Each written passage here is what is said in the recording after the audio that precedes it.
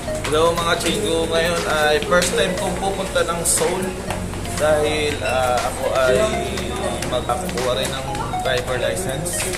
Makapalit ko yung driver license ko dito sa Pilipinas ng Korean driver license. Tara, samahan niyo ako para malaman niyo kung paano ang proseso.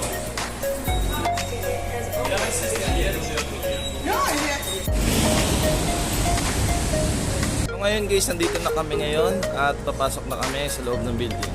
Tara.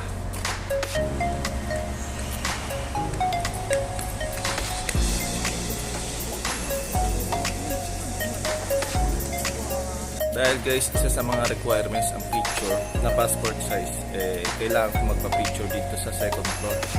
Okay, tara.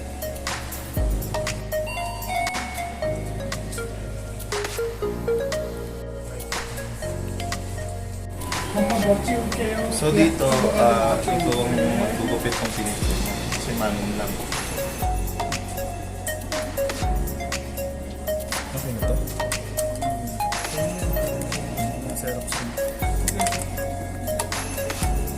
You gotta bring this one. Okay? Go here and then get the certificate from here, okay? Anywhere. You get the certificate, okay? Okay. So bali guys, meron pa pala kami isang requirements na kulang. So hindi ko rin alam yon, ngayon ko lang din nalaman. Pero walking distance lang naman at madaling kunin. Tara, kunin na rin natin para swabe na yung transaction natin. Bali guys, yung pupuntahan nating lugar is Jumin Center. So ayun yung parang barangay hall nila dito sa South Korea para kunin yung isang requirement. So walking distance lang yun sa dito sa kuhanan ng lisensya. Mamaya ilalagay ko rin sa video yung map kung saan pwede siyang puntahan para malaman nyo rin.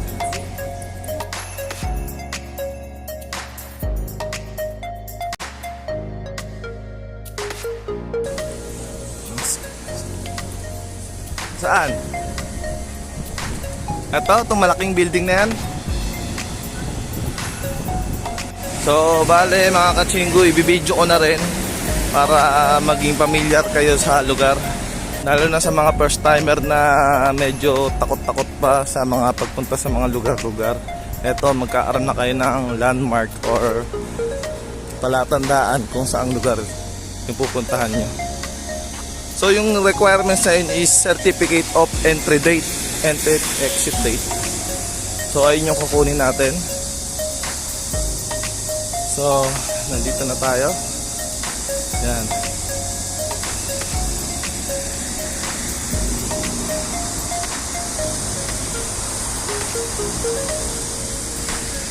Okay, let's go.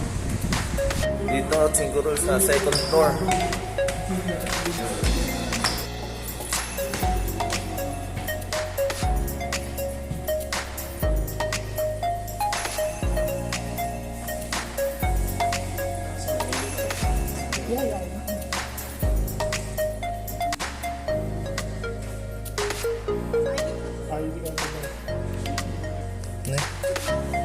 Okay.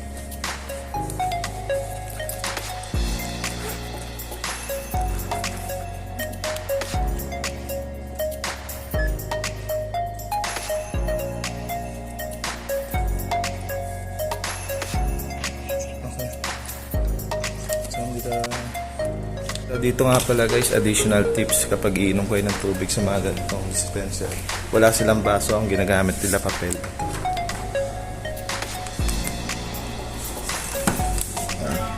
Tapos bubuksan mo lang. Tapos doon ka maglalagay ng tubig. Ito yung kailangan certificate of entry and departure. So ayan, mas tipid sila. Yung water dito. Delicious. So bali, ito guys yung isang mga requirements na kailangan dun sa hinihingi ka para mapalitan yung driver license mo. Ngayon guys, pinasa na natin yung isang requirements sa kulang natin. So may bibigay na form sa inyo, pipil upan nyo to. Bali mayroong kaming binil upan na form, ganyan yung ibibigay sa inyo. Diyan nyo ididikit yung picture. Okay guys, may isa pa palang requirements, medical. Pag nabigyan ka na ng form na ito, na-fill up mo, mag-medical na. So, bago ka mag-fill up na itong form na to, kumuha ka na ulit ng number para pagkatas mo mag-medical, pagkatas mo mag-medical, susunod ka na agad, medyo malapit na hindi ka na maghihintay ng matagal. Bale guys, pagpunta nyo dito sa may pinakababa, yan. So, ito ang makikita nyo rito sa ground floor. Kasi dito yung medical. So, itong form na hawak ninyo, yung form na hawak nyo kanina is ibibigay nyo siya doon sa may, dyan sa window na yan. Tapos dyan din kayo magbabayad ng 6,000. After nyo dyan, papasok kayo dito para sa may medical. So, dyan yung babasahin. At saka yung basta madali lang siya, may hearing, kayang-kaya. Bale ako guys, iniintay ko na lang tawagin yung number ko para ibalik ulit tong form ko. So number 612 na. So kung ngayon ka palang kukuha ng number, matatagal lang ka. Kaya dapat yung kanina, yung pagpunta mo pa lang, kumuha ka na ulit ng number para mabilis yung proseso.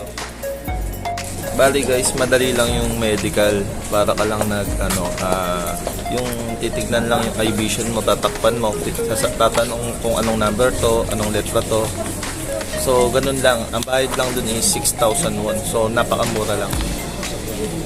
Bali ay na guys, napasa ko na yung form ko dun sa may window.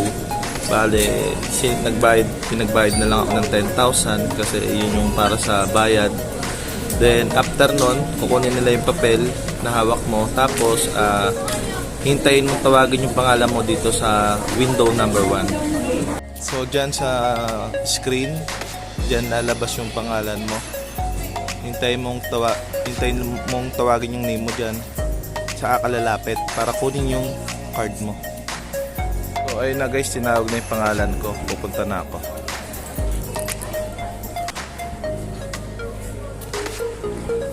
안녕하세요. 고객님 이쪽으로 오세요. 외국인 등록 좀. 외국인? 네. 잠깐만요.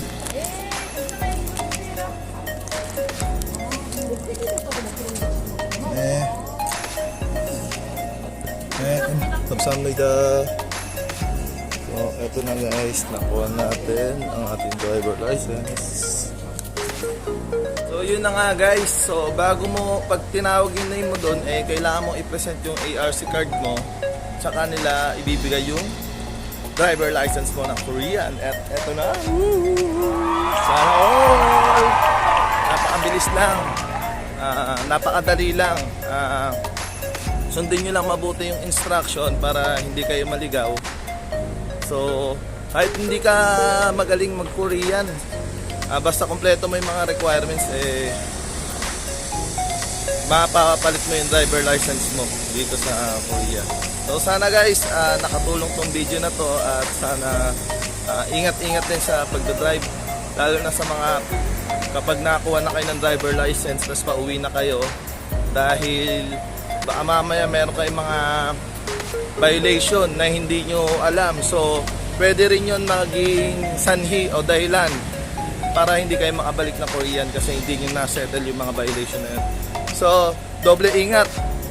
So, meron din naman mga ways, yung apps dito, Kakao Maps.